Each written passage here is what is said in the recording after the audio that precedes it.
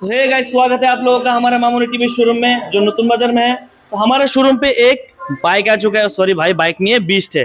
तो पहले तो आप इसका बीस्ट वाला लुक देख लो। और ये बीस्ट वाला जो लुक मैंने क्यों बोला वो आप देखने के बाद समझ जाओगे। ये देखो, ये इसका बीस्ट वाला लुक, और लाइट जला दूंगा ना तो इसका बीस्ट वाला आग भी लग जाएगा, ठीक है। तो उसके बाद आप लोग इसका जो डिस्प्ले है क्यूट सा वो देख लो।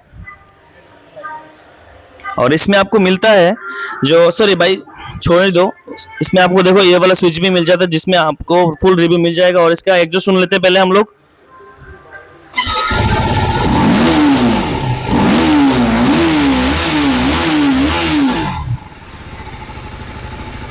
तो आप लोग सुन ही पा रहे हो, क्या दमदार आवाज है भाई, मुझे तो घबराहट होने लगी है।